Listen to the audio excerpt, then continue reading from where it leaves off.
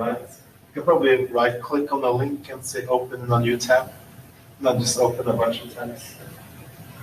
Right-click? Like this? Go back to the previous one. Let's see if I can minimize this. No, don't do. I can't do that. Go back. Okay. Back button. But then go scroll down here. Okay, this is the.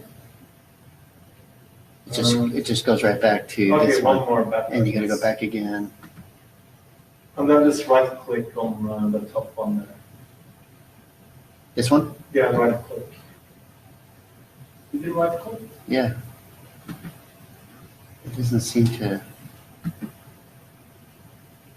doesn't let you do that. Okay, the only thing you can do is. You have to just kind of manually. Just if you go back again, just copy the URL up there. Right. This? Yeah, just copy that URL. And then manually just click on the plus to create a new tab and then paste it in. Just open like 10 tabs or so with. I don't know how you. There's not a dialog for copy. Control V. Control V. Here, you do it. You go that one. Let's see. It'd be good if we could figure it out. Yeah. So what I'm thinking is, how do you? Yeah, it's a difference. Well, let's do Control V here. So I'm thinking, okay, that's not what the one that wanted though. No. Let's see. Okay, yeah, so this is something else. Okay, here is PIM. Materials. So I was thinking copy this, then just open I think 8 tabs or so with this. And then in each tab just go to a different presentation, right? Oh, I see. So in this one, you can go to the agenda status. This one will go to BFD. Okay. Hey, Greg. Yeah, hi. Let's present. See what I'm doing?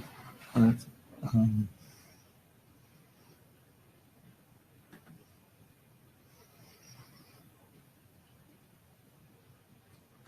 This one didn't really do anything.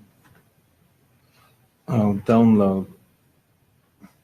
Okay, I think the problem is that this hasn't been converted, maybe. Don't know if it can actually display it.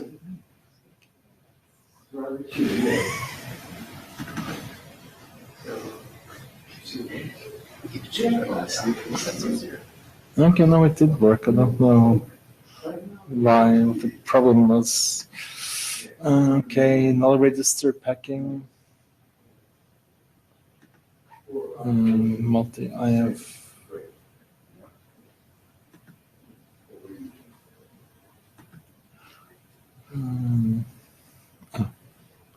How do you scroll down?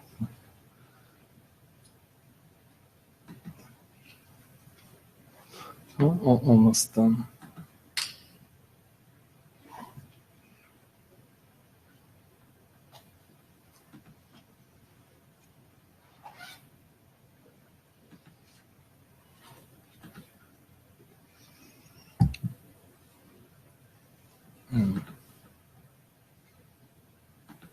Okay, so I think we got all of them now.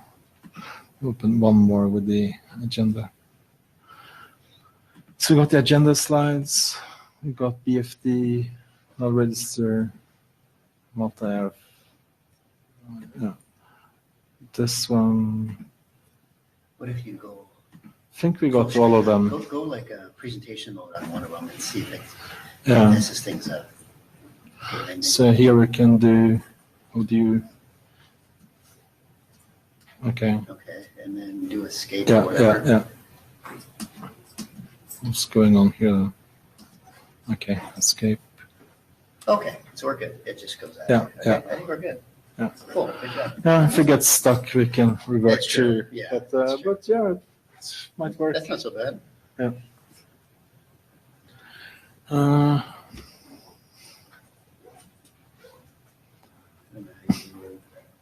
Yeah, I guess you can't really do full screen on these, and that's fine. yeah, let's see, I think Control L. No. No, I think like some PDF viewers use Control L, but that doesn't work in a browser. Let's see, is there some kind of presentation? This one, I guess. No, that's fit. Okay, not quite what you want, but It's not quite, no. but it's maybe good enough. No, I guess this is probably the best. I don't know. There is another option, I think, in the browser. Yeah, how do you do this? Guess maybe over here. Isn't there full screen?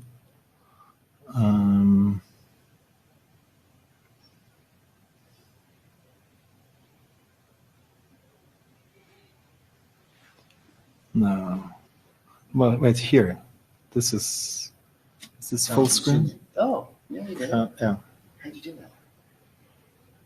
And then if you escape, Yeah. How do you get out of this?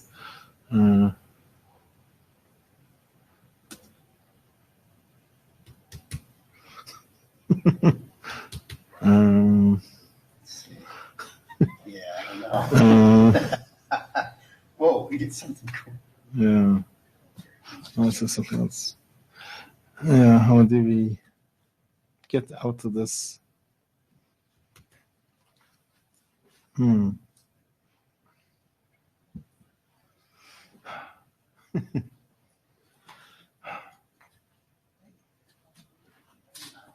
We'll queue up our laptops.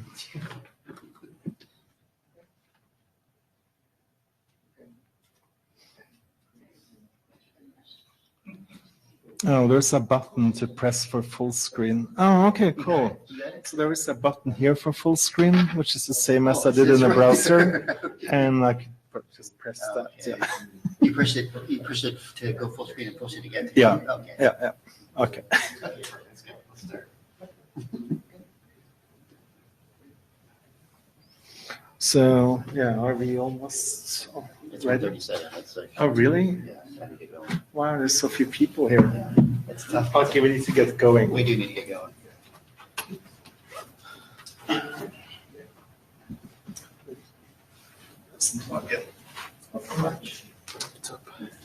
It's a tough one. Yeah, I was kind of just waiting for everyone to show up, but I thought, it wasn't time yet. Still slowly coming.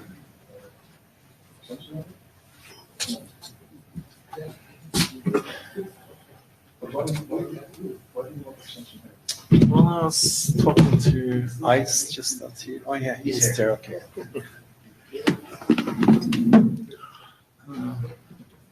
By the way, there's also this for to walk between the slides. The clicker. Does that click on this? Yeah, I think so.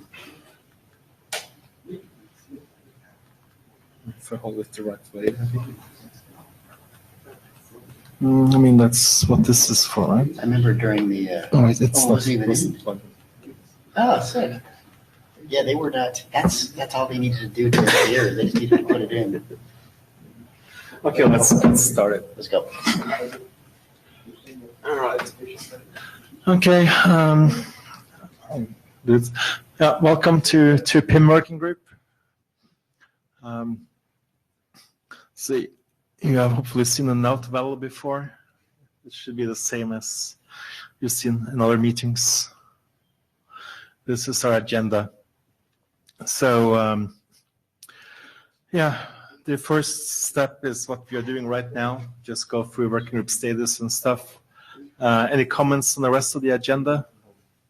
Hope we didn't miss any requests. Yeah. Don't think we have all the presenters in the room, by the way, but we'll see how that goes. They'll get here eventually. And thanks to Monk Kamana for taking notes. Yeah, thanks for taking notes. Okay, so this is the working group status. The big news is that we published our first Yang model.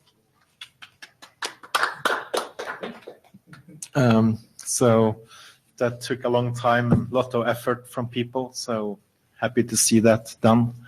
There's also a PIM-YANG model that also is completed. It's just waiting for some references, I think. Basically some other documents that need to be published as RFCs as well. Yeah, we got a lot of stuff in the queue now. Also, the reserved bits is in the RFC editors queue. And we requested publication for the IGMP MLD snooping YANG model. So just waiting for our AD to get the cycles to look at it. And also PIMDR improvement. We also just requested publication. So lots of stuff we completed. And also MSDP YANG model. So we did get some response from Alvaro. He reviewed that, and we're waiting for a new version, I believe. DR load balancing as well. We requested publication. Alvaro had a lot of comments that I addressed on one of the offers, and it's going to RSG evaluation now. Then we have some working group drafts, just 3 more drafts.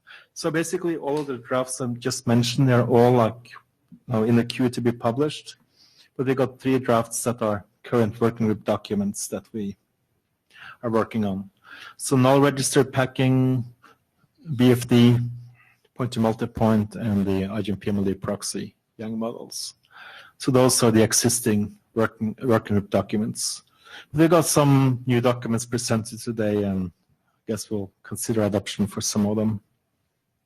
Yeah, that's it. Right. All right, any comments on that? Okay. Then the next on the agenda should be, yeah, probably, yeah. That should be, let's see, maybe this one, yeah. So, because there should be present. You think the clicker is working? Yeah, it's working. Yeah. It's so rare here. You're special. We figured we had to actually push it all the way into the computer. Probably cannot. Other chairs cannot figure it out. Okay, so this is an update. There was a very interesting discussion on the list about more expedient detection for the load balancing, and we already have proposal how to do DR-BDR expedited monitoring using point-to-multipoint BFD, or how it's referred to in RFC as BFD for multi-point networks.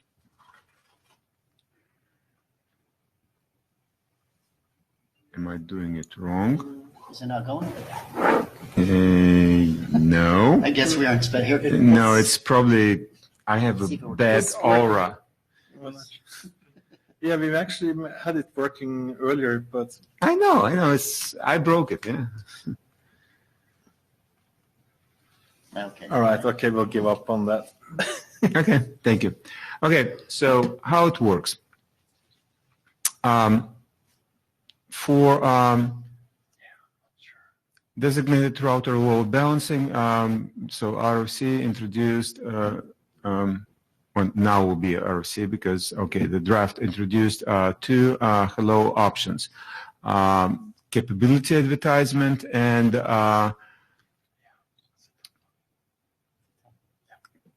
group designated router candidate list.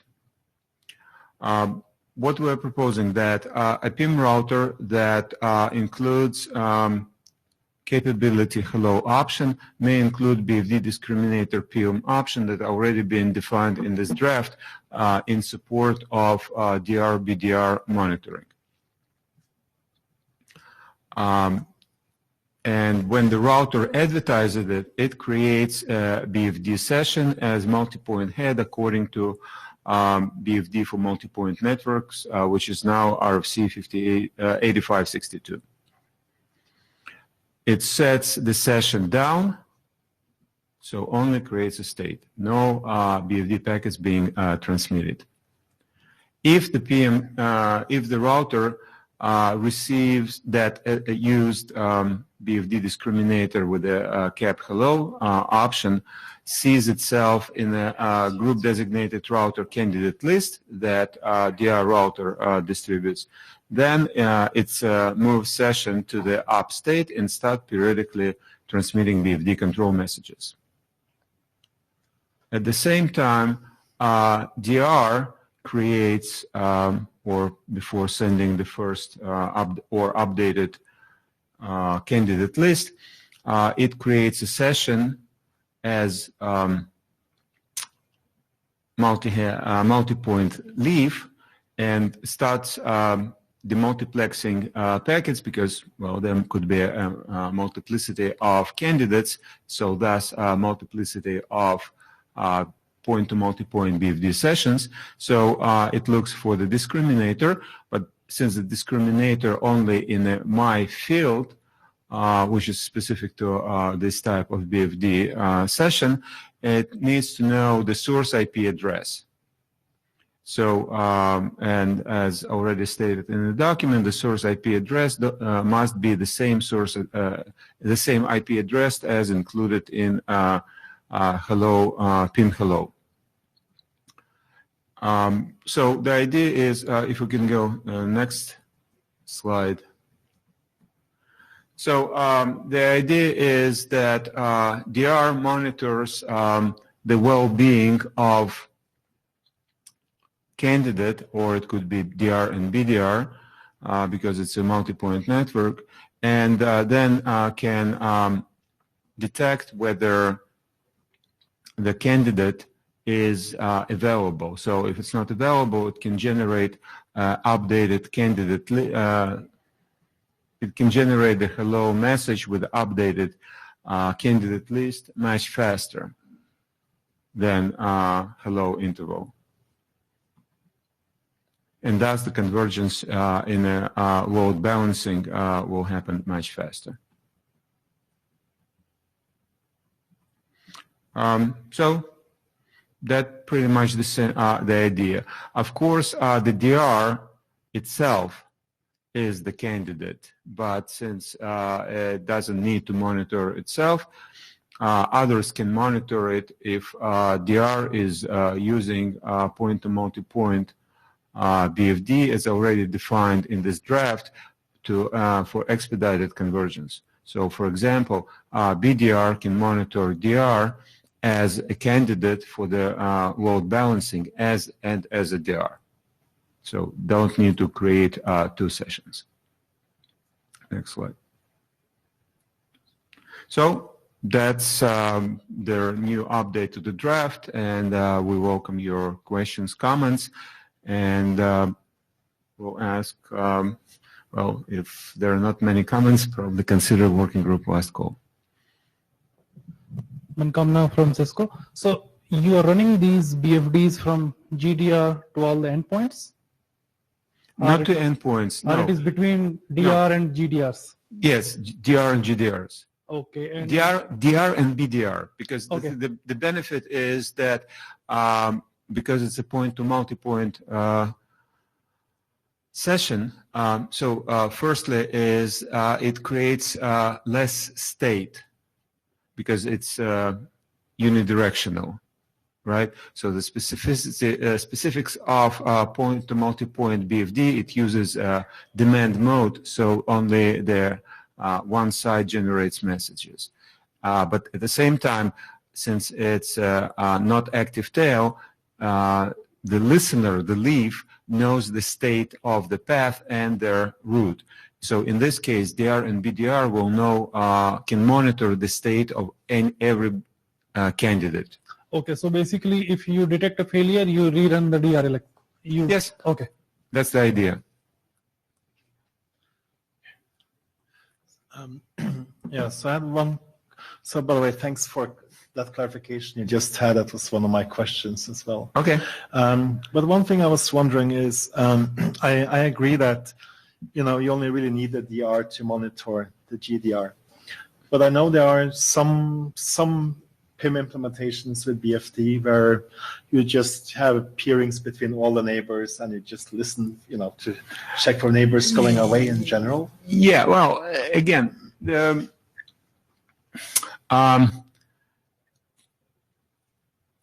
not mandating it. This is option.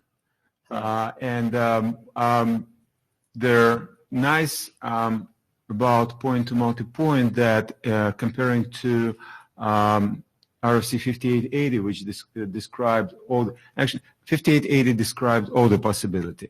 For the PIM, applicability is, I believe, it's a single hub BFD, so it's asynchronous mode. Asynchronous mode will create more state, because if we have the more routers we have on the same shared segment, the more PIM routers on the same shared segment, so the more state of BFD sessions that create full mesh between will be there. So, and I think that that's where the benefits of using demand mode and point to multi-point BFD will become more significant. Yeah, the main thing I was wondering about, in a way, was it says here that you on the GDR you take the session state up or down based on whether you are currently announced. Yes. And I was wondering a bit, does it make sense to just always keep it up in case some PIM neighbors are interested? Well, the thing. Well, actually, it's a good. Again, if there is a use case when it might be interesting just to track the well-being of a node, yes, but at the same time, well, again, we might make it optional. Yeah, so I don't really have any answers, but I was wondering about that. But I see, on the slide here it says must set the session state to down. And maybe it shouldn't be. Well, again, the idea is that since we're using it to track only those who are listed in a candidate list, so if we want to make more generic, saying, okay, well, we are tracking everybody who announced their capability to be a candidate, then we probably will change that. Because then we'll change it even from the beginning, that when after they announce their capability, they will set their session up.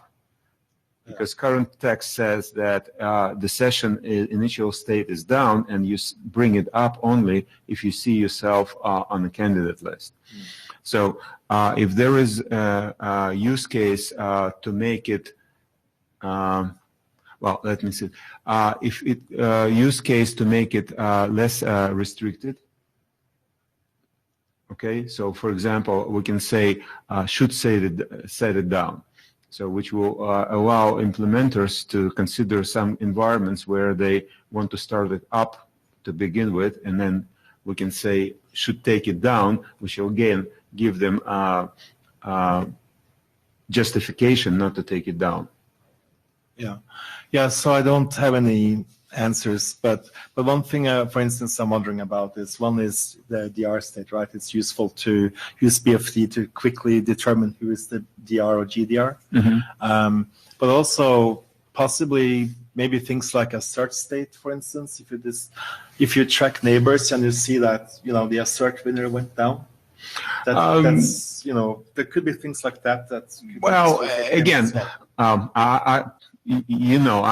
not that versed in PIM scenarios. So if there is a use case, I would be willing to discuss it, and then we can modify and make it less restrictive. But yeah, I was going to say thanks for doing this. I mean, sure. I'm one of the authors, so the load balancing too, and I think that this makes it better. Thank you. Okay. Thank you.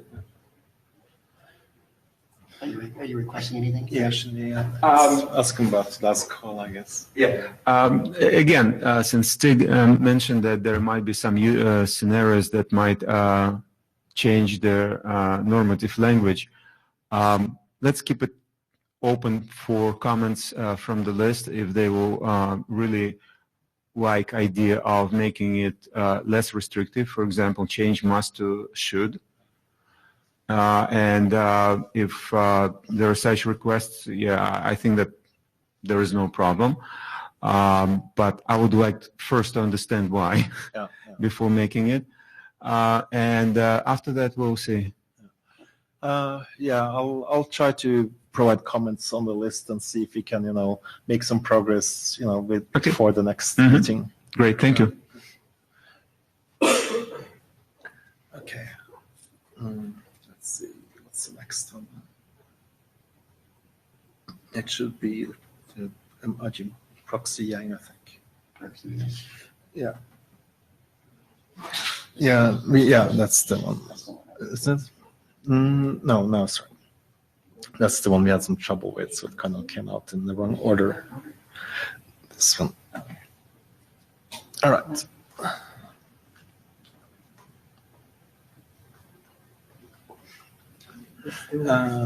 Yeah, it doesn't work. You can try it, but no, it's not. Actually, maybe. Point it. It's point right here. Point it right here. No, okay. Yeah, we had it working for a few seconds. Okay. Good afternoon. I'm Xifeng Liu. I'm here to give a quick update to the IGMP MRD proxy YAM model. Next slide, please. So this document just recently been adopted to the as a working group document. So after that, this is a first update after the adoption. Next slide, please. Yeah, so we after the adoption and during the process, we got some review comments. So here we have addressed those comments and have done some updates. So one update is we added the option, added the configuration leaf to specify the sender source address. So in the case we have multiple addresses, so this one will be used to do the report leave and give a more option and flexibility for the user. So I think we lost some highlights there. Used to be highlighted, but anyway, okay, so that's aligned with the source address. Next slide, please. Same thing here to the MRD configuration tree. Same leaf being added. Next slide, please. So another review comment is about the filter mode was in also on each source, which doesn't make sense. So it shouldn't be there. The filter mode for the grouping, so you can add any particular source or include or exclude. So it should be at the group level also only. So we remove the not proper position the filter mode. So this is a cleanup. Next slide, please. Same thing to the MRD. That the same changes. Next slide. So yeah, that's it. So quick updates to the changes.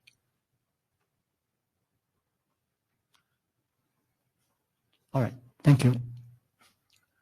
So this document was just adopted, but I was going to say, do you feel like the document is complete? Do you have anything more you plan to do with it, or? Yeah, we're still discussing, and we'll ask further review and see if we can have anything to fix or anything to add or remove.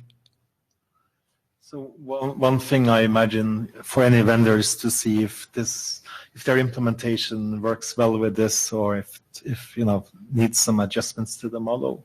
Right. And also for anyone using the model for any management, if it has what you need. Yeah. Thank you. Where's the blue sheet floating around right now? Right here. Is it, anybody need it? Blue sheet? Thank you, great. Thank you, guys. Thanks. Okay, I guess I'm You're next. up. Yeah. I don't know which one it is though. Non-registered packing. It should be over there. Can I ask now? Sorry, it's too late. But can I ask one thing? Just like Ashutosh said, just a question about explicit mode tracking. Do you think that your draft already includes the explicit mode tracking function? May not. Yeah, if you can sense. Well, the reason why I'm asking this is that because explicit tracking, sorry for my really delay, but the explicit tracking mode itself is really important. That it's well known. The problem is that that function actually I was or I am or still the author of that expired draft, but so this is a question. So it's already expired, and maybe it's my problem, but the question is that whether we should include that function, because that function itself is really important. The problem is that the draft was not draft rejected. I mean that the draft was accepted, but the problem was I'm not sure, but the intention of the draft status, for example, it should be a standard track or informational or experimental, and the other vendors are already implemented, and there is no consideration about wired communication. So there was a comment from the AD. So why we definitely need to have that kind of draft, especially for other standard track document. So that's why it's really stacked. And but that function itself is really important, and I'm sure that several vendors are already implemented that function, and young models should focus on that kind of important function. So the question is, what we or they should do. So at least it's possible to have a young model for something, even if there's no draft or RFC for the actual functionality. I'm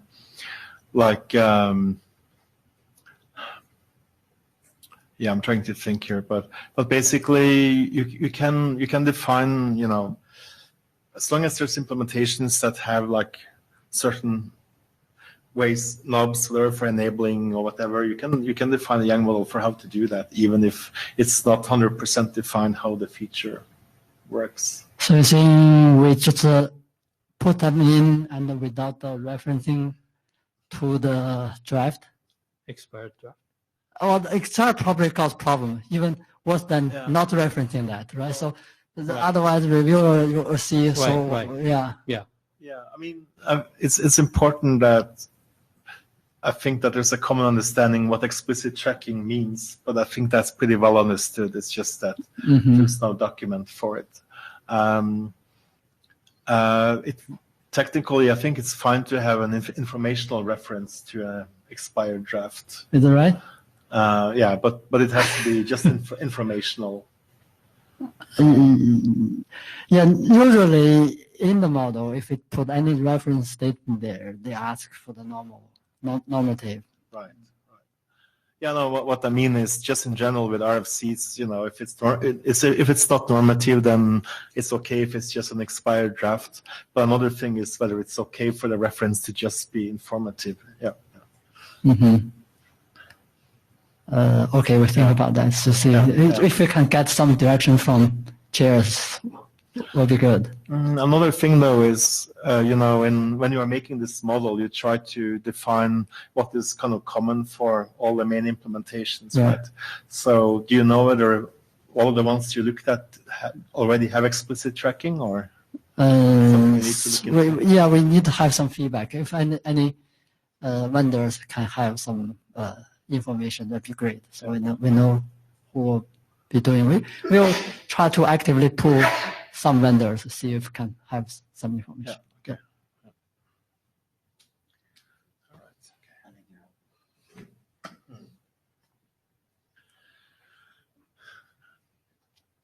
So hi. I'm presenting the null-registered packing draft. I'm not an author. I'm just doing this on behalf of the authors. I should say though that I'm I've been closely involved with the authors discussing this and stuff. So just so you're aware of that. But it's just a quick status update of this draft, really. So there was a working group last call for this draft some months ago or weeks ago. And there was only one response to that, I think, and there were several suggestions in that though, and one of them was that there should be some way of coping with what you see here, basically as part of the register packing. You try to discover if the RP actually supports it. You don't want to send a packed register unless you know for sure that it can be processed. So there is to find a way of detecting that the RP supports it by having a flag in a register stop. But what happens if your RP is suddenly downgraded so it doesn't support this anymore? So the draft discusses how to detect that. Basically, if I remember now, if you send a packed register and you don't get a register stop back, then there's a chance that your RP no longer supports it. But at least there's some new text to discuss how this is done. Otherwise, I don't know what else is missing. There was only that one response, and this was done to handle that. So, yeah, I guess we probably need another last call. Or what do you think, Mike? When did we do the last call last? Do you remember? It might be like 2 months ago. I think it was after last IETF. Okay. I think you sent out the last call requests. But yeah, so at least as a chair, I feel like we need more responses than one person at least. Yeah, and we're entering a period where it's going to be hard to get responses too with the holidays coming up. So it's going to be tough. I mean, we either wait for the new year and do it again, or we'll have to. Let's you and I figure that out together. But but probably good to ask if people in the room think it's ready for a working group last call. Yeah, I mean, we decided it was ready, previously, but we got very few responses, or basically one response. Yeah. But I know. Should we ask the room or? Let's do. Go ahead. I mean, you're the chair, so. Okay, so as a chair, how many people have read this draft? Two people. Yeah. Do you both think it looks useful, or? Yeah. I should say we also have another assert packing draft that we will discuss later, and it's basically the same idea. I believe there's a number of PIM messages that are per SCOMAG, but similar to join prunes, it might be useful to have multiple in one message. Okay, I guess we'll have to figure it out. We got 2 responses now anyway. It's doubled it. Yeah. So So we should go after those people and get their feedback on the list. Yeah. Okay, but I would say it's a challenge for this working group in general to get people to respond, and if you're able to, it would be great to have more activity on the mailing list and more responses in general. Okay. Okay. Okay, I think Katoshi is up. Let's find it. You presenting? Okay.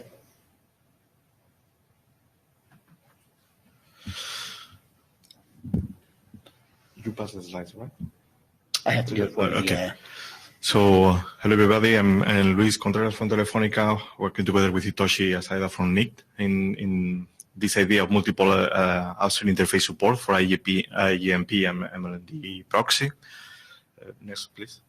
So the idea, we were trying to revive this idea that we did taken some time ago, and now trying to be more pushing a little bit more, being more active on that. So basically, the idea would be to have to support in the proxy the capability of having multiple upstream interfaces. This enables a number of use cases I will detail later on, But basically, the point would be to make a more efficient usage of the network and also enabling new situations. So the point would be basically to be able of receiving the multicast packets, multicast content in both of these interfaces according to different situations, different policies could be applied to on top of that. So we mentioned there some possibilities like receiving by LTE, Wi-Fi, or whatever. So the span of scenarios is quite large, and we will detail a bit later on. Next slide, please. So the objective, basically to have the possibility of receiving multicast sessions, multicast content in different upstream interfaces. The solution somehow addresses the requirements that are documented in another draft that is now progressing in the independent stream. Well, it's not actually progressing, so was moved to the independent submission stream, and there are just pending comments to be addressed. It somehow has been dormant by a while, by 1 year or so. So the idea is also to push again these other drafts on requirements. But basically, we are looking at those requirements in order to define the solutions that are the scope of this draft. Next slide, please. So regarding the benefits that we foreseen, if this was implemented, is basically having a flexible operation. So either we could select what is the upstream interface based on the subscriber that is requesting the service, or even in base of the channel of the content that is being provided. So we could play with these two alternatives, let's say. A part of this flexible operation, this solution could enable a robust data reception because we would be able even to have the same content received by the two interfaces. This could be one of the situations, and this enables some scenarios of high availability, for instance, in the network. And even in other situations where we just receive the content in one of the two, we could have mechanisms for protecting the delivery of the content and having a switch between interfaces if required in order to have the service alive yet, even in the case of event in the network. Next slide, please. Regarding the use cases, a refreshment on this, I will trying to detail a bit the different use cases that were documented already in the requirements draft. One situation would be the multicast wholesale offer for residential services. So it could be the case that one operator enables also the delivery of content from another provider, an OTT provider, for instance, in such a way that the subscriber to this operator has the opportunity to receive the content from either their own content or the content from this OTT provider. Multicast resiliency, for sure. In the case of we have these two interfaces, or two or more interfaces, we could provide more resiliency to the delivery of multicast traffic to the network.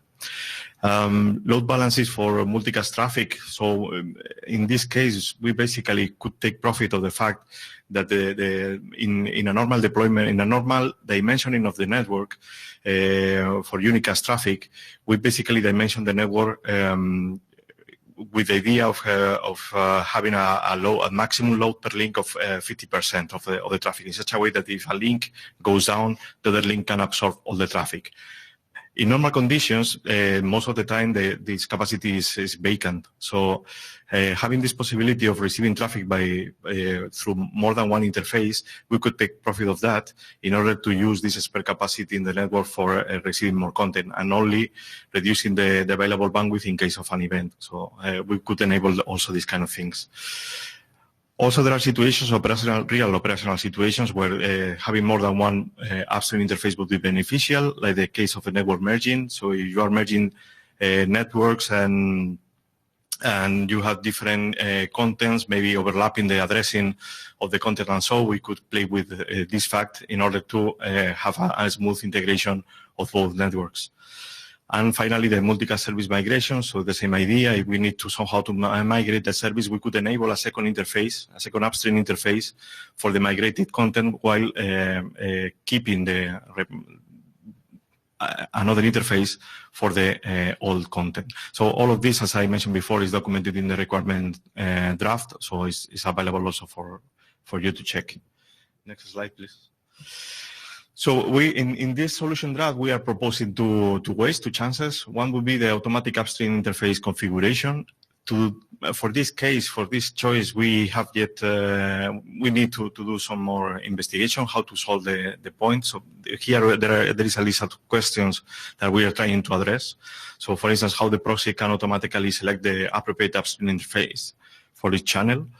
So we need somehow to identify what would be the required logic for doing that, or even if there would be required some kind of signaling for enabling that. How the proxy can detect inactive upstream interfaces, maybe checking the status of the interfaces, maybe enabling messages for that. And also something to research and investigate is what would be the triggers that would make the proxy switch from one upstream interface to the other. So these are open questions that we will try to address in the next version. Next slide, please. For the second choice, that would be the centralized control, so something like SDN. Basically, what we would require is to have a centralized controller that is able to instruct the proxy in order to use one interface or the other, based on either on the subscriber or in the content, or both. So basically, for that, we will require to define a kind of interface in the proxy for permitting the controller to configure the proxy for this election.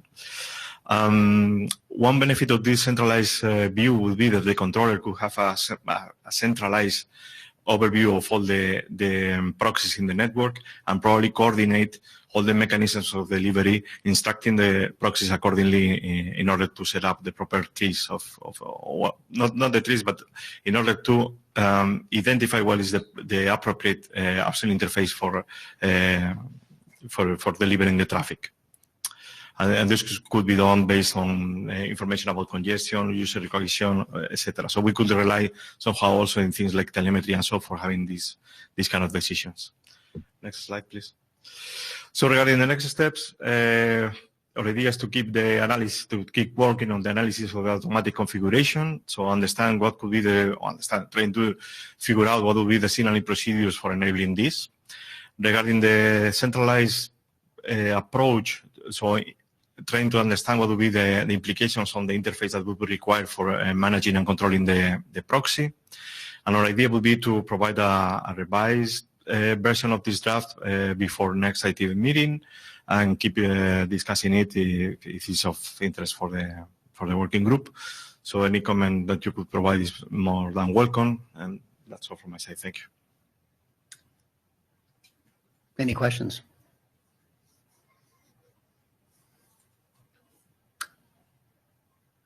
Okay, very good. So this is still on the individual track, right? I mean, that was the plan forward, and it's going to stay on that track.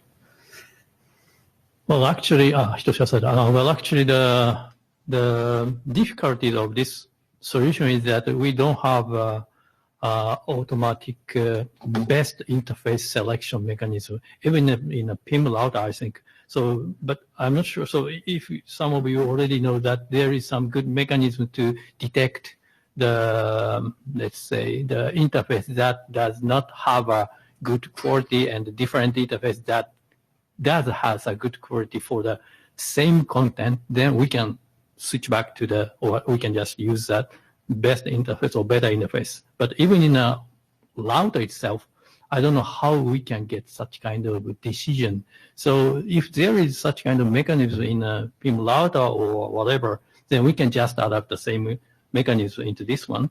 So our headache is actually, the topic itself is the selection mechanism for IGMP ML proxy upstream interfaces. It's something like a specific question or a specific topic, but the discussion point or the core question is actually really similar to the PIM router itself, maybe. So does some of you have some good answer for that one? So today made some presentation about SDN-like situation. Maybe that is more feasible. Yeah. So controller knows the quality, and that's why he made a presentation today. Is actually he's from operator, so he has a great knowledge about operator's point of view. So I'm not operator. So his proposal, mainly his proposal is with SDN-like controller-based solution. If we concentrate on that one, then maybe we may have a good chance to provide a more concrete solution for the multiple upstream interface selection mechanism. But for the pure distributed mechanisms like a PIM router, autonomous routers, so it's really difficult to address this kind of issue.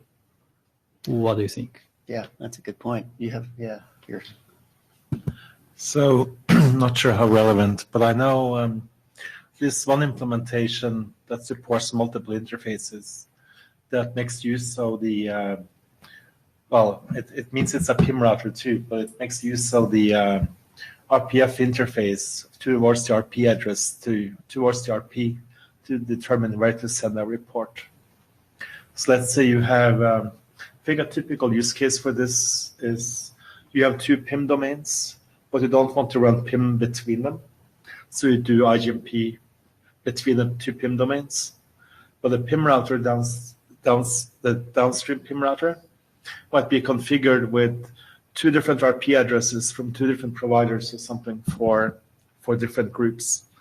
And you might use the RPF interface to figure out which provider, like where should you send the IGMP report for which group. That's just one example, or there could be other ways. So, automatically determining where to send that report. Well, for the PIM router, the routing protocol depends on or rely on the RPF mechanism. But for the proxy, it doesn't, or we cannot rely on RPF interface.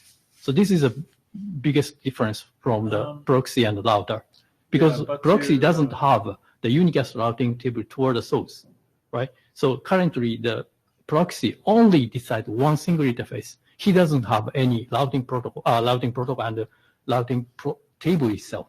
So always fix one single interface. This is a problem. So we'd like to address this kind of a situation. The reason why, so I think you already remember that why the proxy doesn't allow the multiple upstream interface, because it's just for the simplicity reason. So previously in the Magma, we discussed several times for this kind of topic, but finally we decided we should fix the single upstream router. And because proxy doesn't have any routing protocol, routing table, so we can just fix the single upstream router. And that previously, 10 years ago, 15 years ago, that it's sufficient. But now it's not sufficient at all.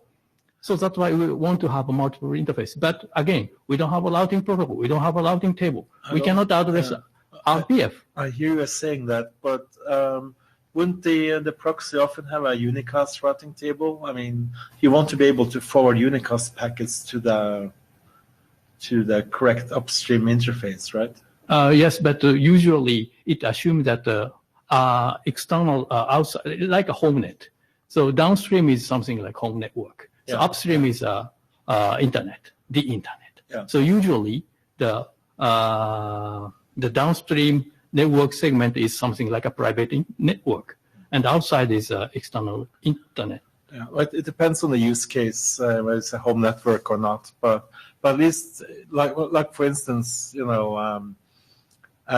might like not prefix delegation, but basically there are cases where you might have a route saying that for certain prefixes you always want to route the traffic to a certain provider, and if you have something like that, then especially for SSM, it would make sense to send S, G reports to where you had the route for the source, right? In that case, the question is, in that case, that proxy box allows a multiple upstream interface that is not defined in the RFC?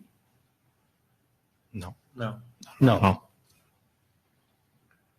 But yeah, there's a lot of different use cases and scenarios, and I know in some cases you don't have any information you basically just connect it to two providers. You have maybe a default route for each, and that's it.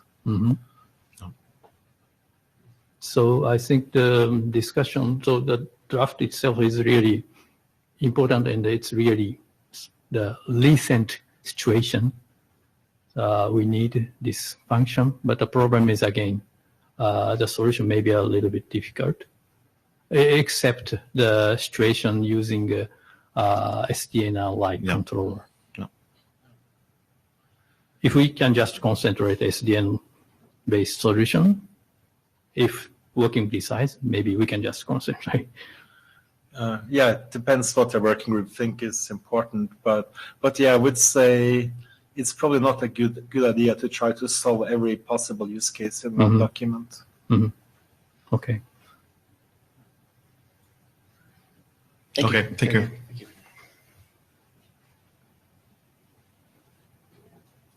I think you're up again. Yeah.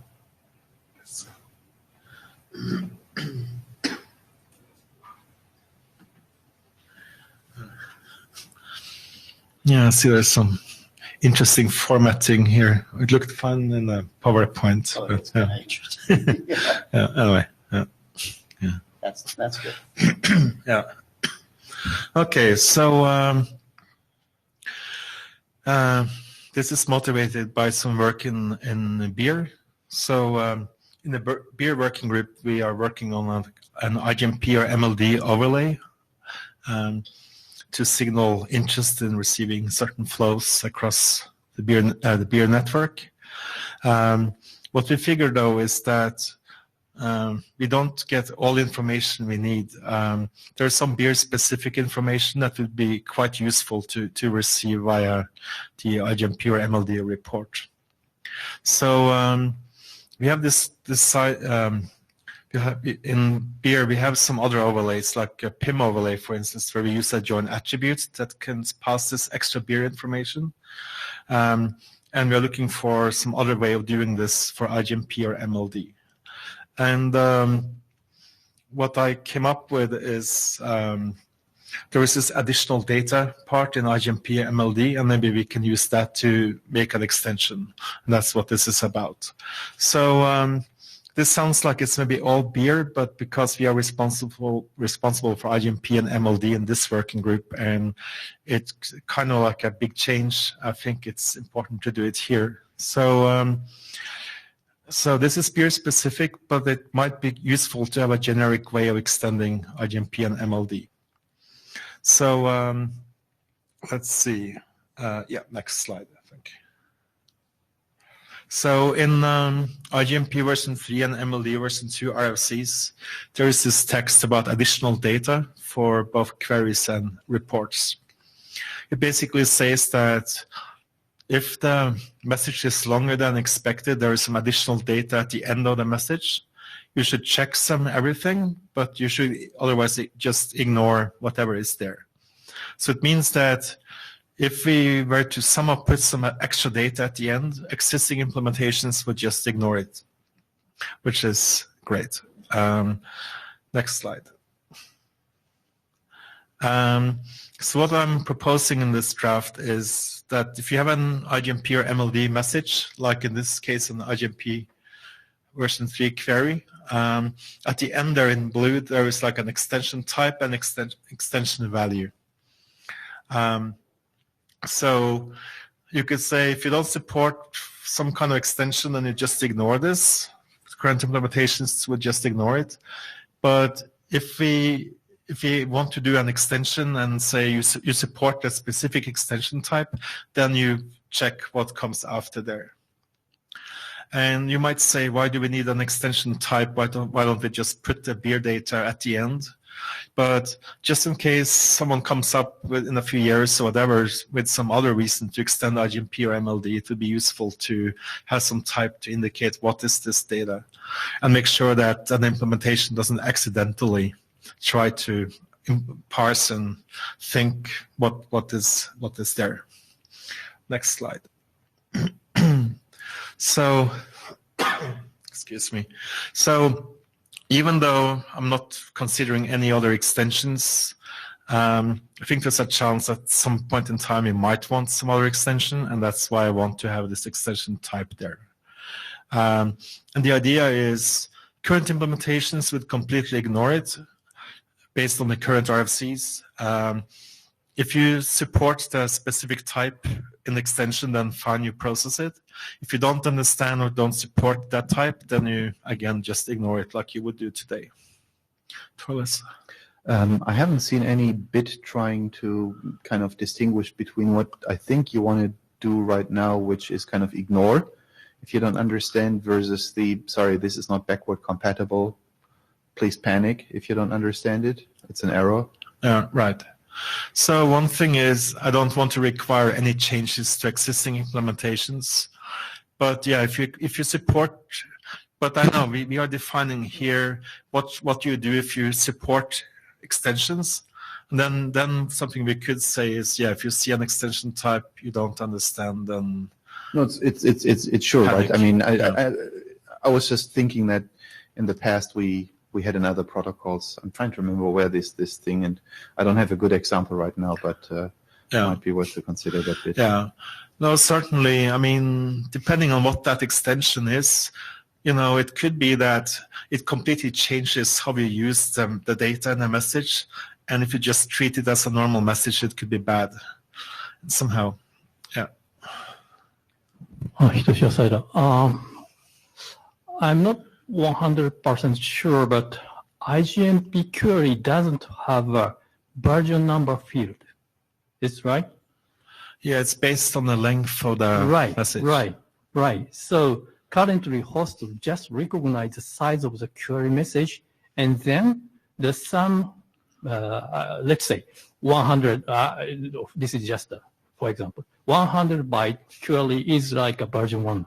120 is version 2, 130 is version 3, like this. Yeah. So if you just add the query message and it changes the length of the query message, you may fail if we have the IGMP version 4. Right. So let me comment on that. So at least the way it's defined now is IGMP version 2 is 28 bytes maybe. I'm not sure now. It is a certain size, and if the message is larger than that size, then it's supposed to be treated as IGMP version 3. Right. Partly because, at least for like a specific query, the length is variable as well for version 3, so it's not always a fixed size. But I get your point. If you were to ever define IGMP version 4, we would need maybe some other trick than just the length to decide which version it is. Okay, it's something I'll look into that. But yeah, I believe it should be whether it's the minimum size or longer. And that is the determinator. Okay, I'll look into that. So about these extension types. So yeah, I was saying how you would ignore it if you don't support it and stuff. Also would say though, mostly in general, it would be a non-starter to try to make changes to IGMP queries and reports because there's millions of implementations or deployments out there and they wouldn't change. But if there's some extensions, like in this case, it's beer specific, then it might be doable to expect at least those implementations to change. Or there are no implementations yet, so that is helpful as well. Okay, next slide. So that was about the generic part. And then there is this specific beer extension. I'll do this a little bit more quickly. It was presented in beer earlier today as well. But the main thing is the purpose of this extension is to identify who sent the message. For beer, we would like to know the subdomain, the beer prefix, and the beer ID, like the beer ID of the sender. So we could potentially have used the source address, so the IGMP or MLD message, but we would prefer to have all this information specified.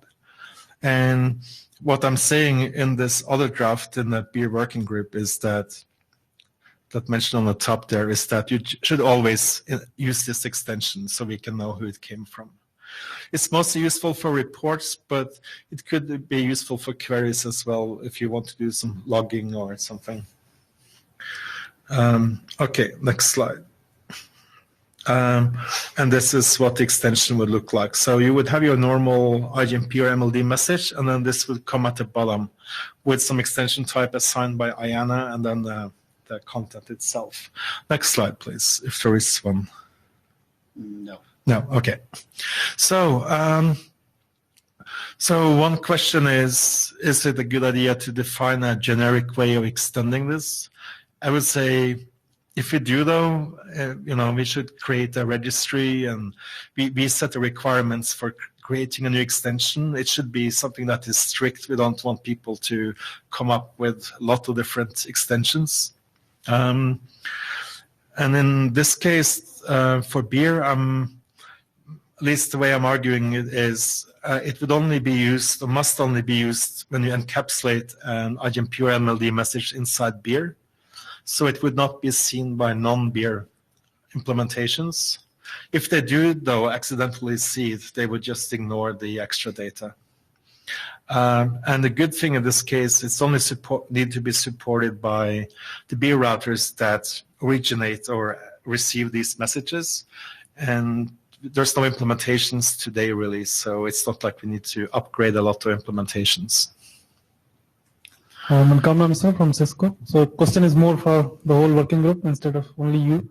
So this extension, I know that with beer definitely it adds a lot of value, but are we expecting more of these kind of use cases if some host or some application who is using IGMP and wants to add some extra context about join membership request? Yes, in future, I mean to say today all the hosts, they work either in V2 or V3 mode. Yes, it's more of it's stagnant that we don't do anything else in IGMP as of now.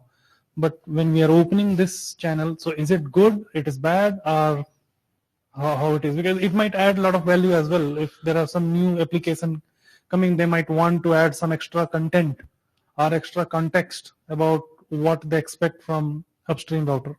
Yeah, I think I know you were asking the group.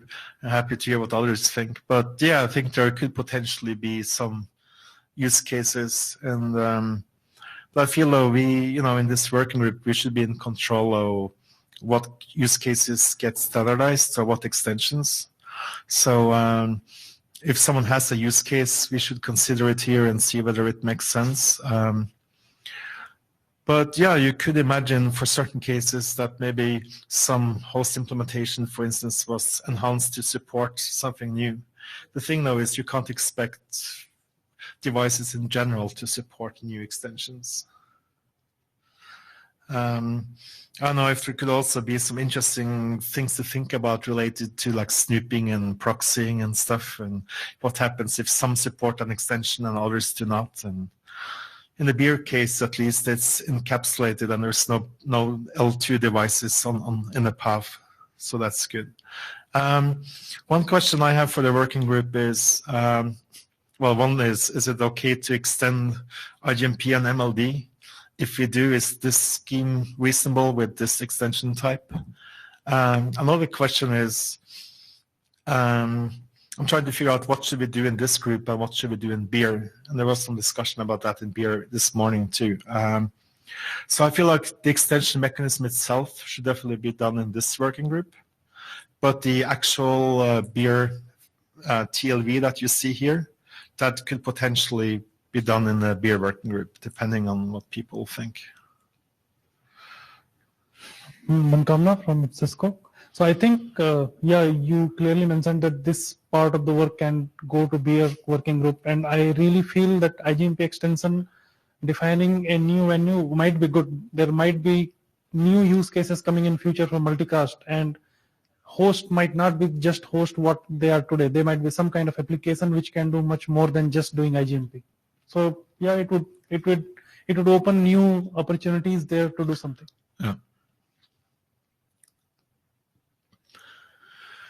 Yeah. Okay. So, as an author, I'm curious whether this can be adopted, or what interest there is in the group, or. Okay, so who's read this draft? So we've got 2 hands. Of those 2 hands, do you think it's ready to be adopted by the working group? Yeah, okay. So obviously we need to ask this same question on the list, but. So by the way, in the beer working group, we have this overlay draft that is adopted and has been around for a long time. And to progress that, it would be good to get this done sort of quickly if we can.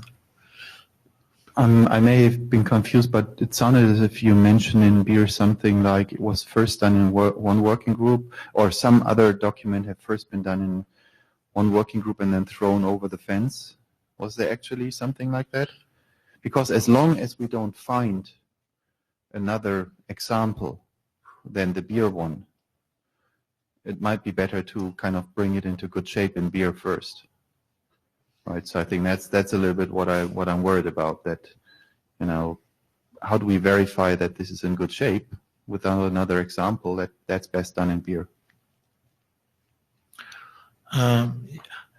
Right. So if you ask me as an author or whatever, I'm also working on that other draft in beer.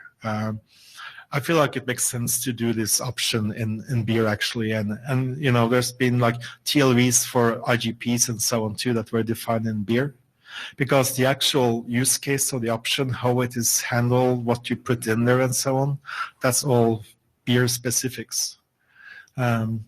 So my current thinking now, if you guys agree, is move the definition of this actual option into the MLD overlay draft in beer, which is an existing working group document in beer, and just focus on the extension scheme and the registry and the rationale for having extensions in general in this group. I think it would be good to have a second example, right? Even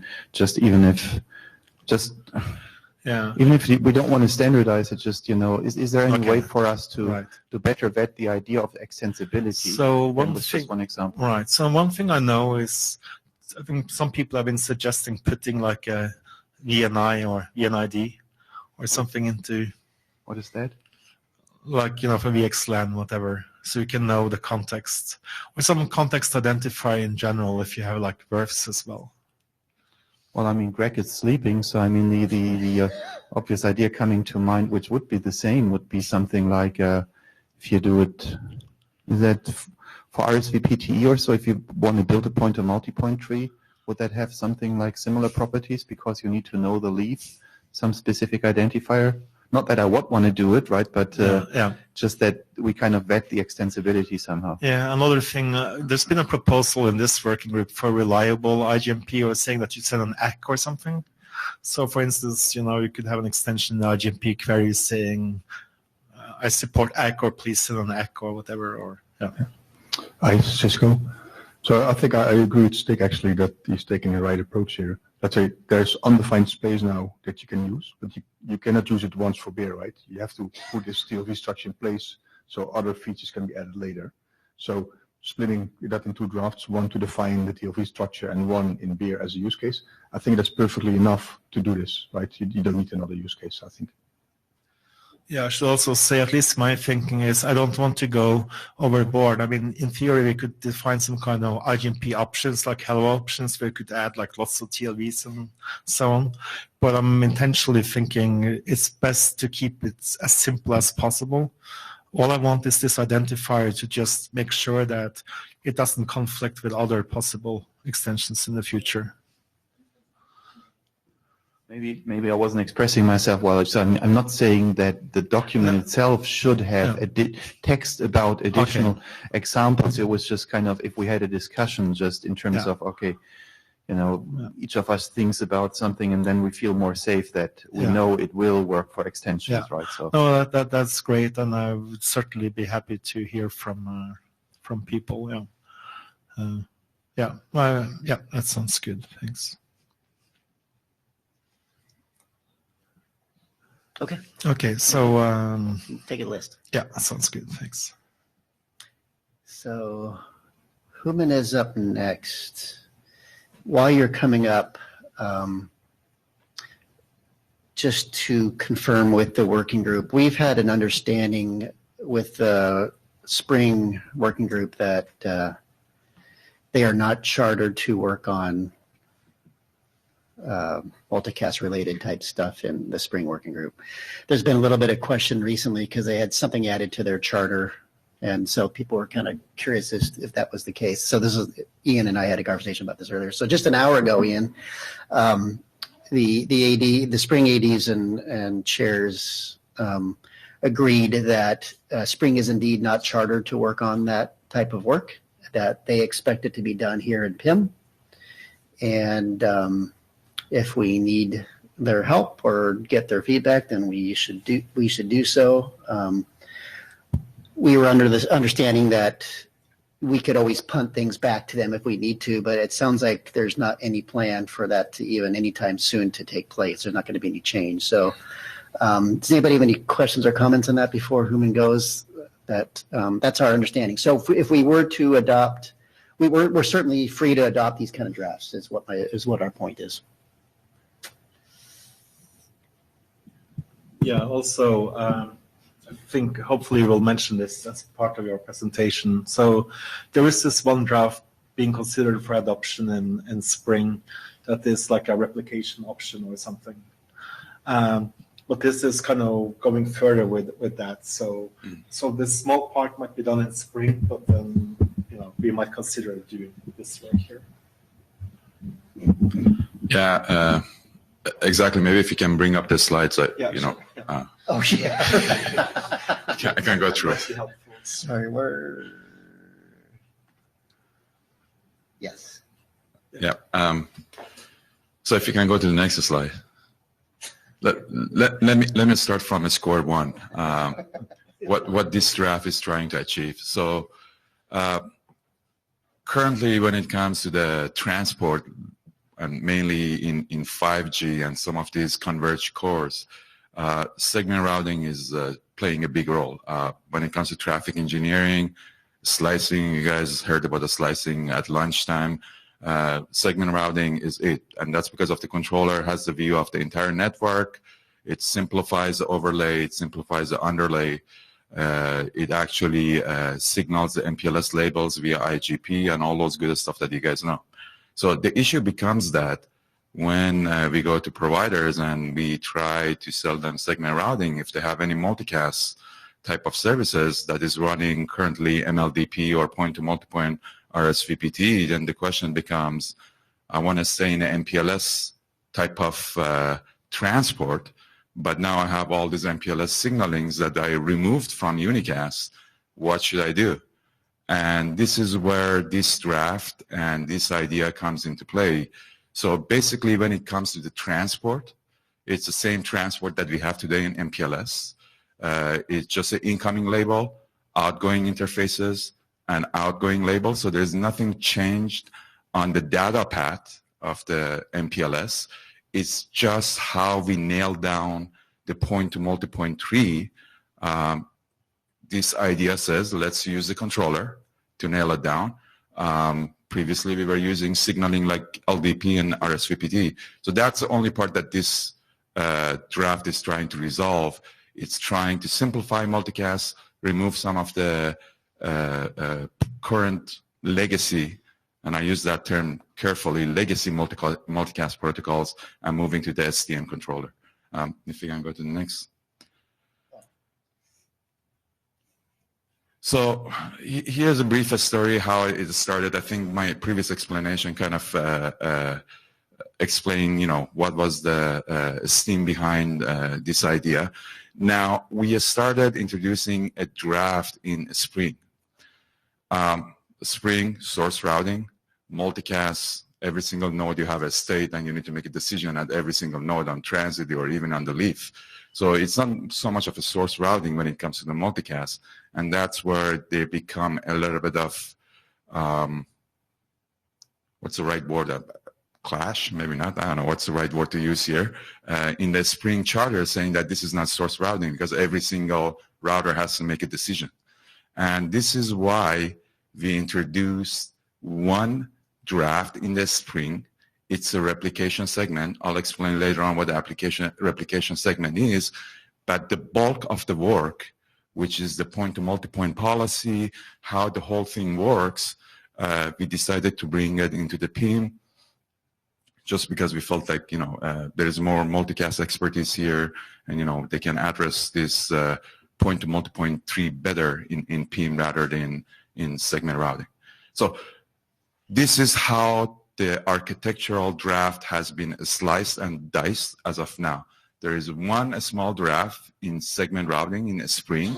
The reason that we put it there, at the end of the day, this draft talks about seats, it talks about policies and a little bit of segment routing. So we needed to have something there.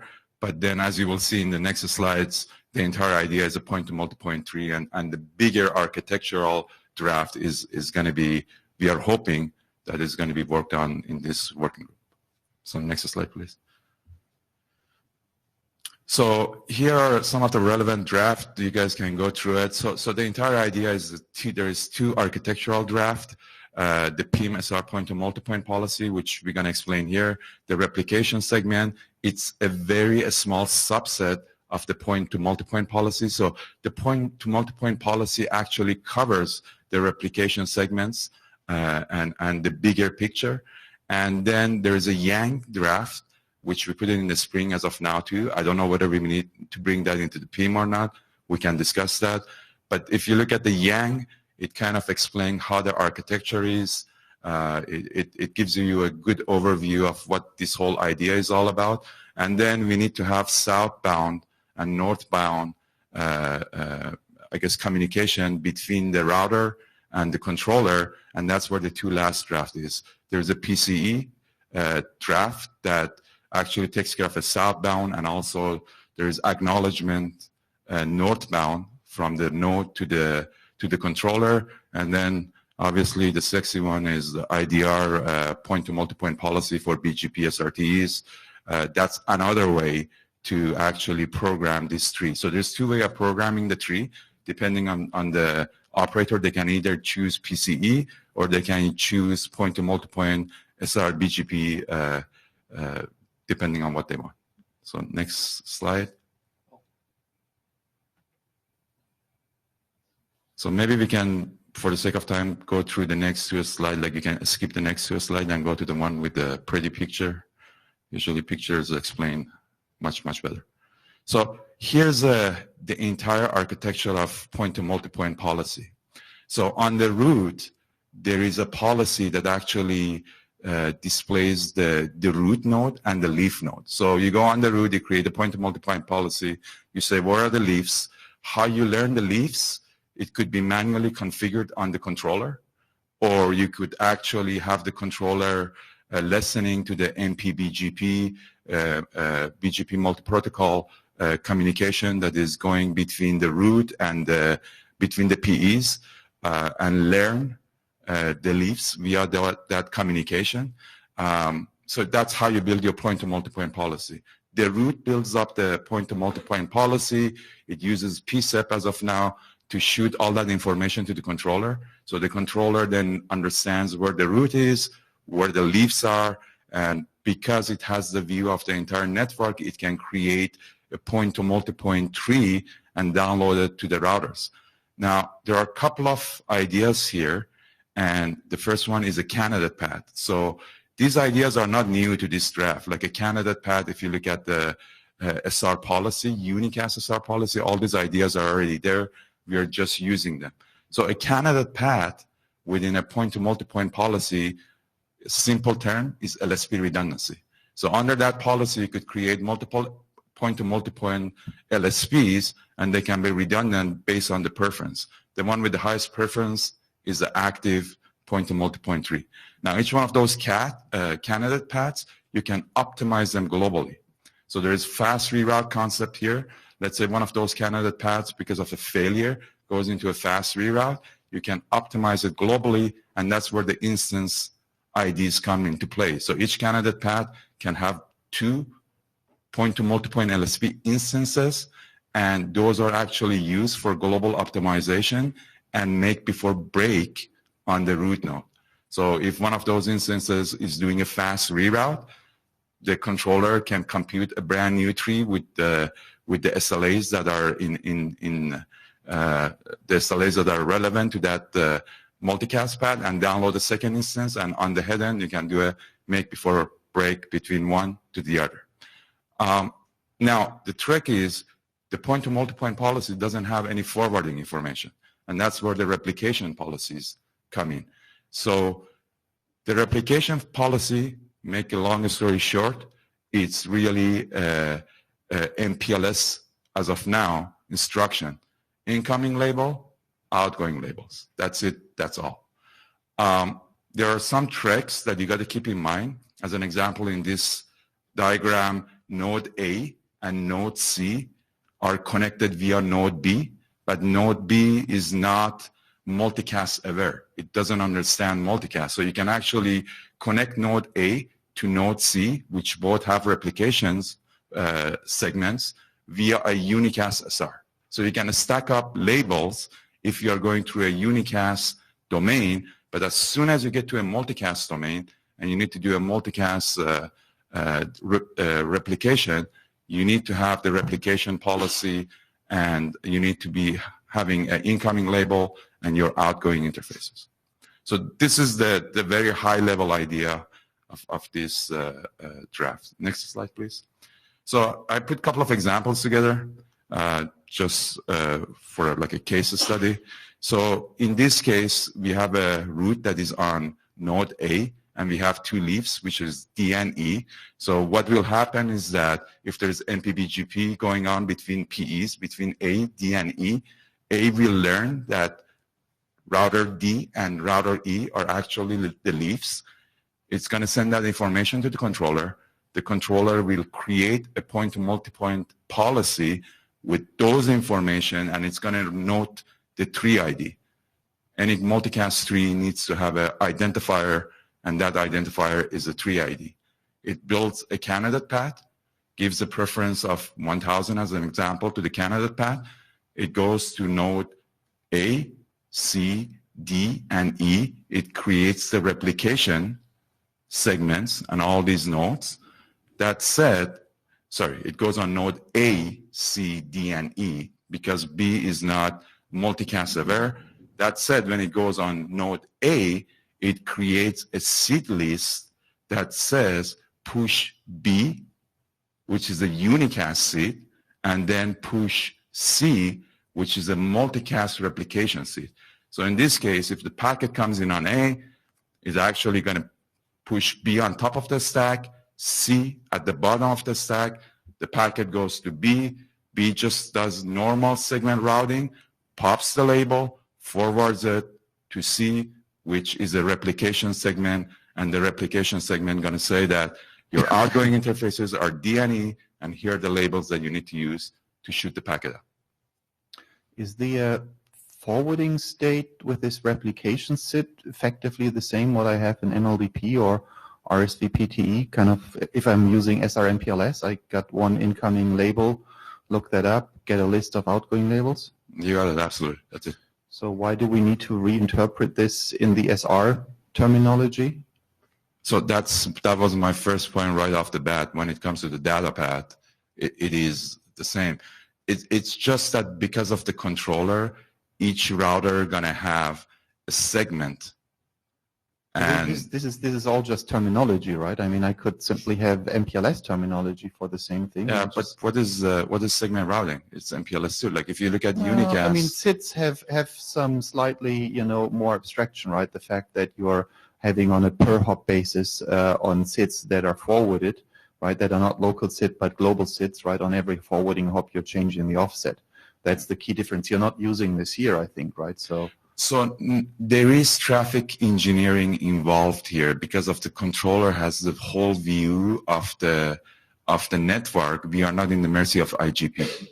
So the controller can create a tree through the network for, let's put it this way, you can create different slices through the network for the same point-to-multipoint policy. No, I understand that. All I'm saying is that I'm not persuaded that trying to apply the SIT terminology to what the forwarding plane is doing is the correct thing, right?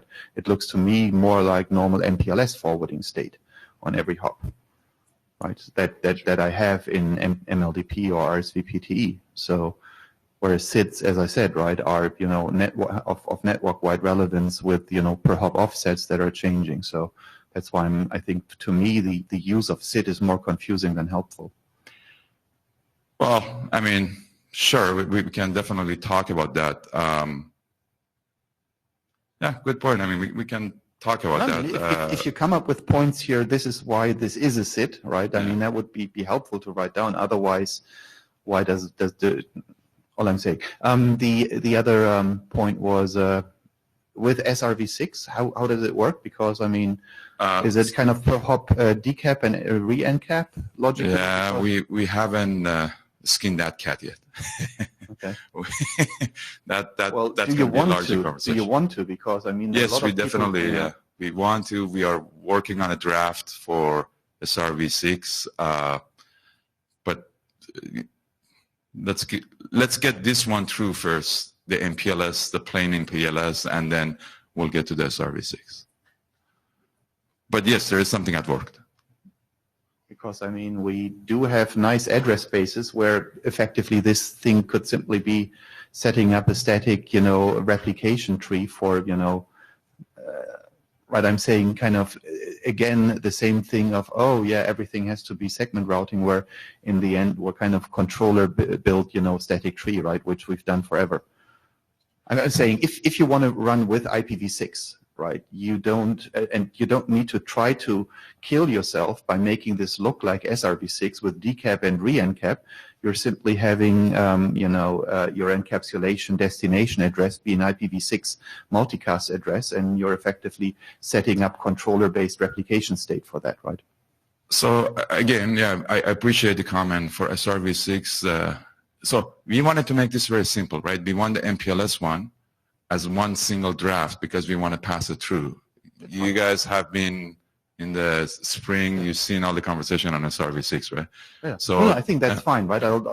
I'm pointing to the fact that I think this thing might fly easier the more we're trying not to fiddle it through, the needle of trying to make it look like a segment routing, but just, using controller-based established MPLS forwarding, or when we go to V6, controller-based traffic engineering of existing V6 multicast. Yeah, okay, point taken. Next slide, please. Sorry, go ahead. Okay. So here's a example of global optimization. So previously we had candidate path 1. And then there is a failure which was going A, B, C. Now there is a failure between B and C. So the controller kind of realizes that in the draft there is a fast reroute, that you can actually do a fast reroute between link protection, and you can go through G to make it all the way back up to C.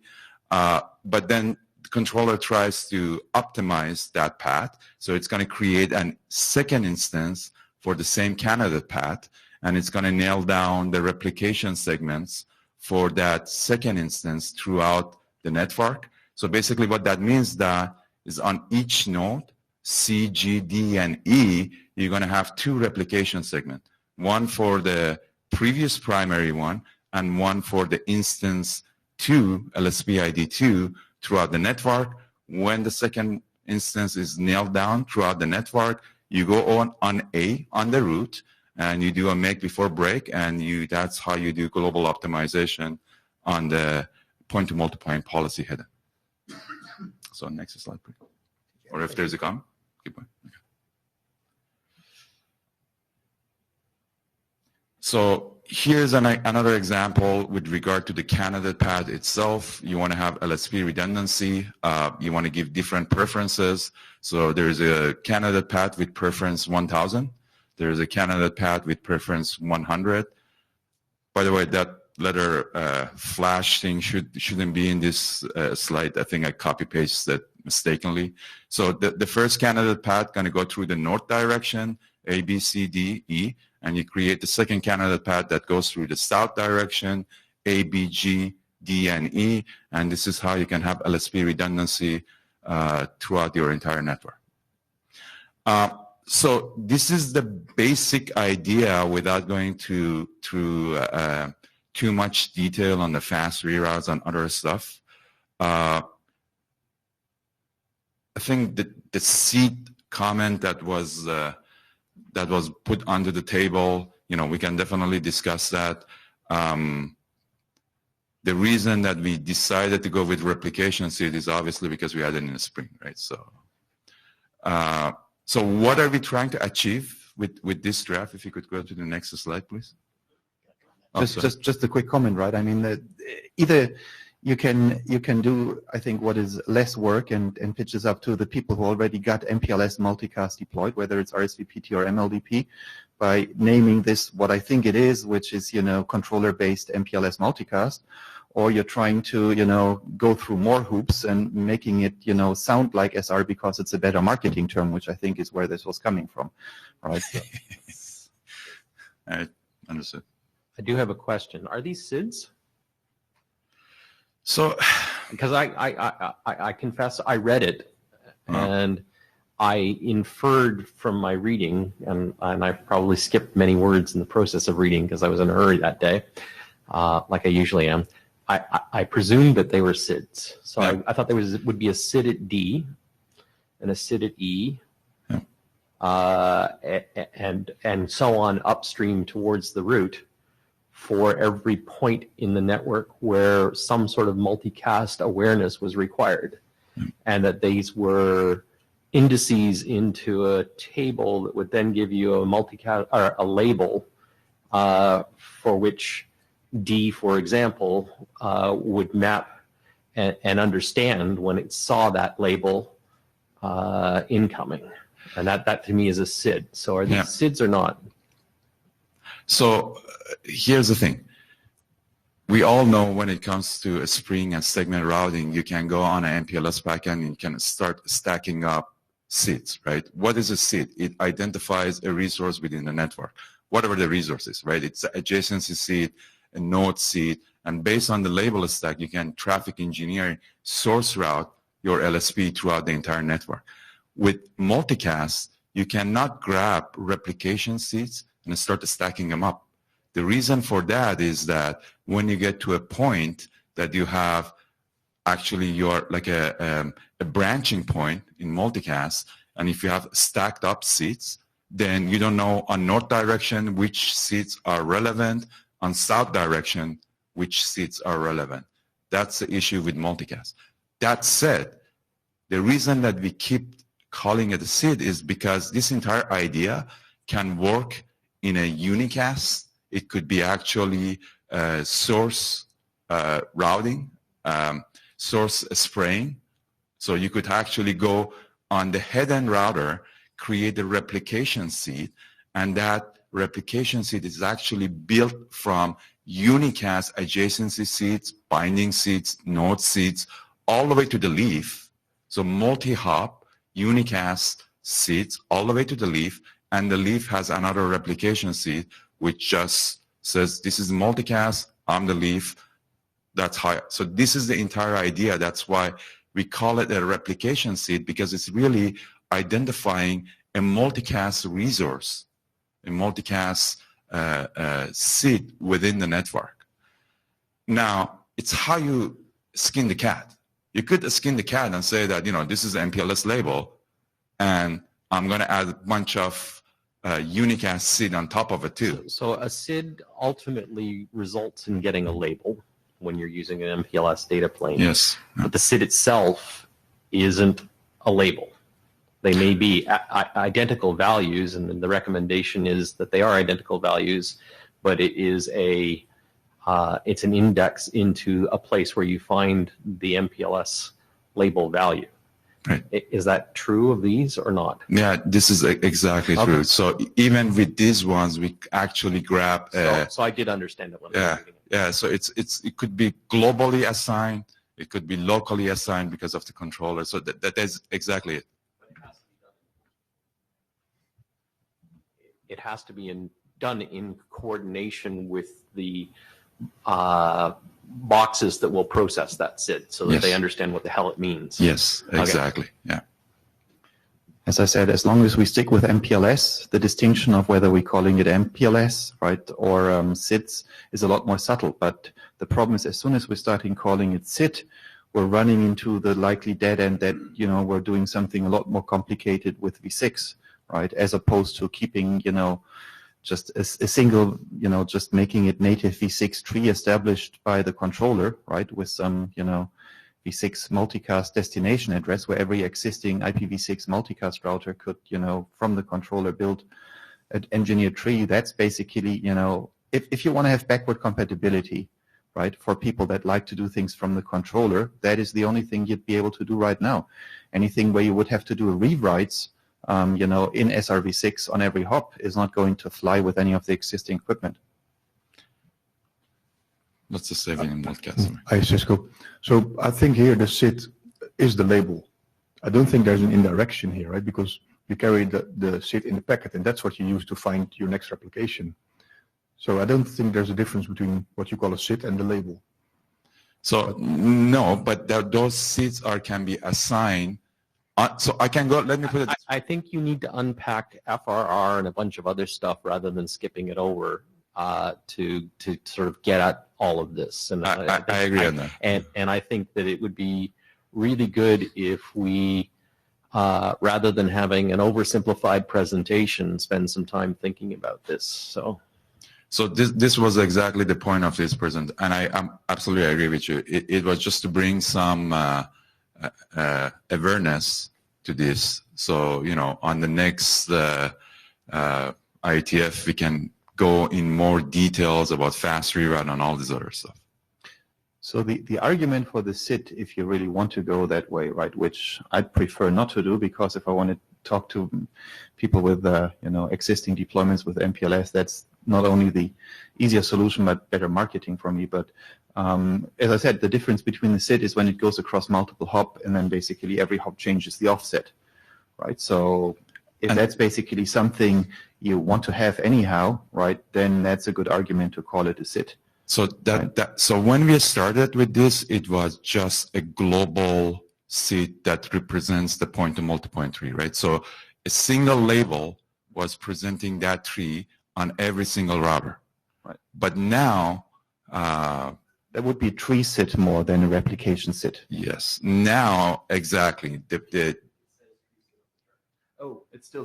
Yeah, I need to get new glasses. I'm sorry. So now, when it comes to the replication SID, each one of these router can have its own SID area, if you will, can have its own bucket that will choose the label from that bucket. So what happened with the tree SID then? Sorry, I didn't follow that. So it could be either. It could be the controller creates a tree SID end-to-end. Each one of these replication policies is going to have the same label, or it could be uniquely each one of these replication policies is going to have a label or a SID that is relevant to that now. No, but what I'm saying is that a tree SID that is consistent through the whole network and it's not going to be rewritten on every hop is something you can translate into SRv6. Yeah, but I want to this is exactly why we try to keep the SRv6 out of this, right? If you don't want to think about the different transport options for something you call a segment routing solution, you shouldn't call it a segment routing solution. Okay. Okay, let's move on. Yeah. So the next slide, please. So the next step is. I think we had the SID argument in the spring too. So the next step is we are hoping that we can have a working group adaptation in PIM and work on this whole idea in the PIM group. Adoption? Is that what you said? Yeah, if you guys can adopt this draft on the PIM group, Do you want us to do it right now?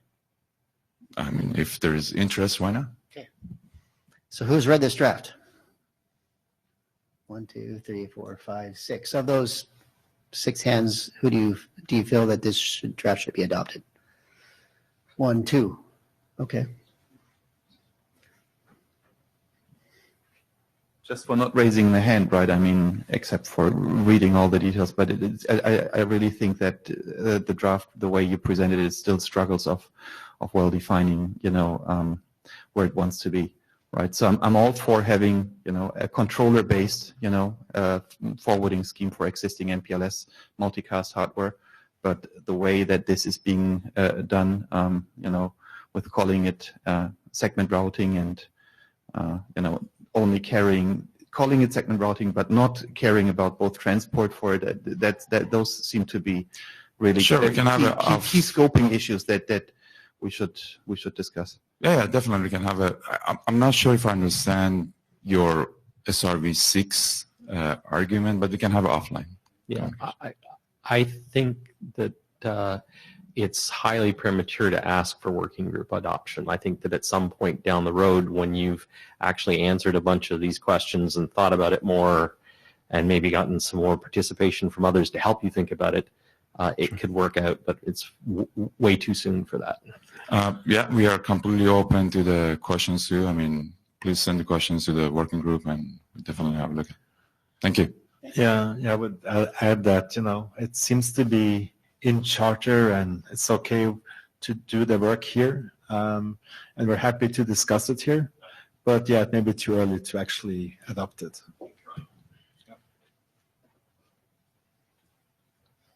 Okay, I'll go quick. We have, I'll be about 5-10 minutes, and then I kind of overcommitted myself, so we need to move on. If you haven't signed the blue sheet, please do so.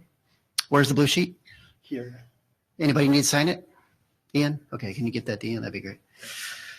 Okay, so I presented this draft 2 IETFs ago, so I don't need to go into too much detail, but I'll quickly go through it. It's basically trying to find a way to optimize asserts in the occasional situation where you could have a lot of messages, a lot of cert messages on a land, whether it be in an exchange or some other type of environment. When you've got a lot of asserts, this is a way that you could pack asserts into a particular packet to kind of reduce the traffic on a particular land. If you can go to, if you can be my slide guy. So that's the problem.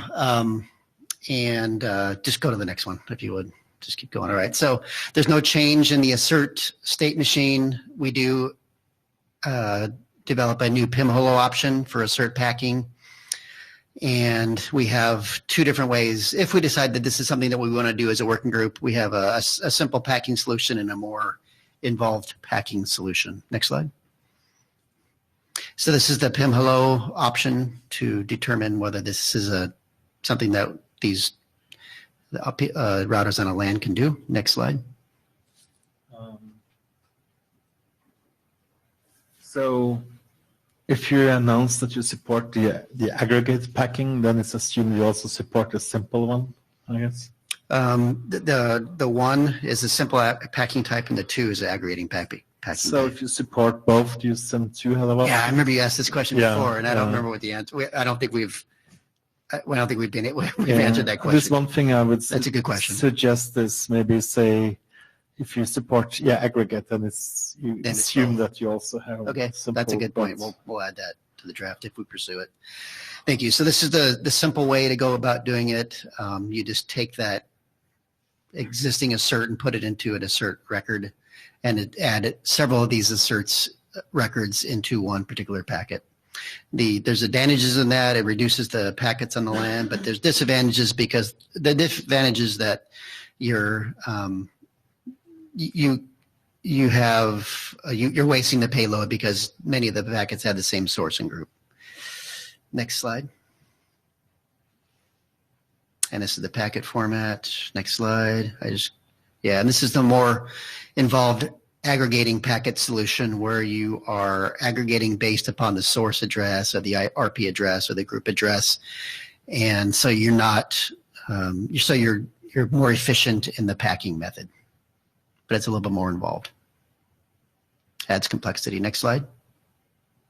And this is the packet format. Yeah, that's fine. Let's just go right there just for the sake of time. Yeah, so people can look at that later. So there was a lot of discussion last time I presented this on whether this is something that's worth doing to assert. Should we pursue it or just leave asserts alone? If we do want to pursue it, should we replace asserts? Some people mentioned that you really just don't do asserts and just live with duplicates. And this draft is saying, well, there's one option is to optimize asserts. And so there was some people who mentioned that it would be, this could be a good idea. There's many people that said this is probably not something that's worth doing. And so we thought we'd just bring it to the working group again, since it's been a couple working groups, and just see if the attitudes changed at all, if there is interest in working on this. If so, then we will continue to work on it. Any comments? Yeah, so I have a couple of comments just as a working group participant. Yes. So, sure, it could be nice to get rid of asserts completely, but I think we have to live with asserts in various scenarios, more or less forever. So I think it's worth optimizing asserts. If you can get rid of them, great, but if you can't, then it's better to optimize it. I know lots of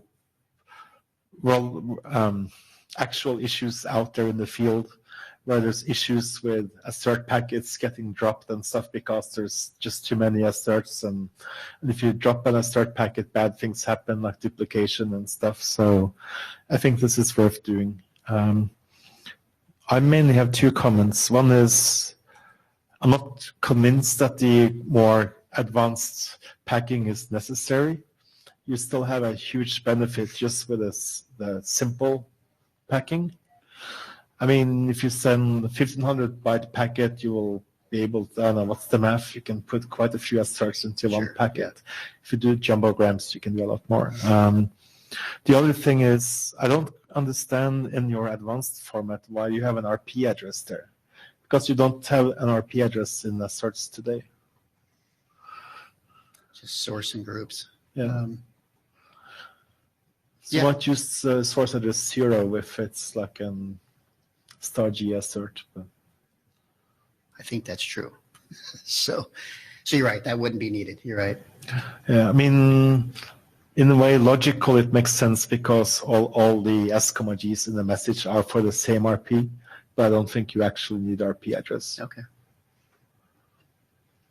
Okay. Well, we'll consider whether we even include the more advanced in the draft anyway. Maybe take your advice and just only focus on simple. I mean, in a way, it makes total sense because you have all these metrics, the same metrics for a lot of S, G often. Yeah.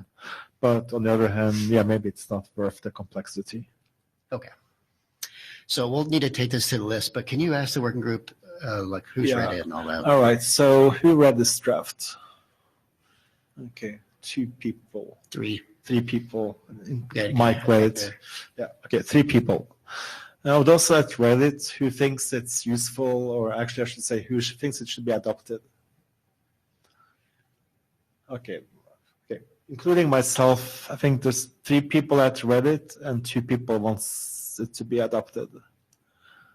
I think we can take it to the list. Okay. You've been presenting this a couple of times now, and there is at least some interest in it. So. Okay, very good. Thank you.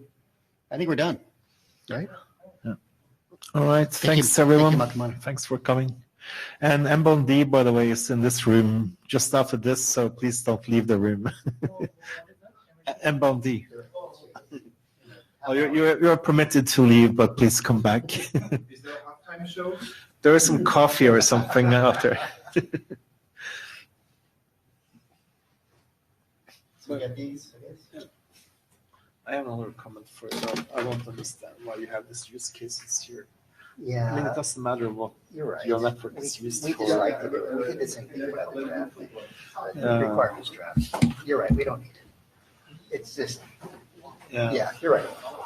I mean, we're trying to rationalize certain scenarios where I feel like it makes sense to maybe say certain topologies are used, or like an MEPN or whatever, certain scenarios you might get asserts. But what the actual, what the content is, if it's financial or media or whatever. I think we'll cheat on it.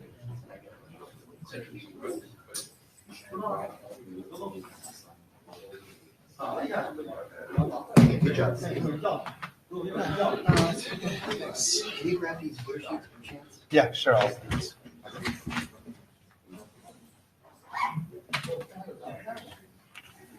It's not very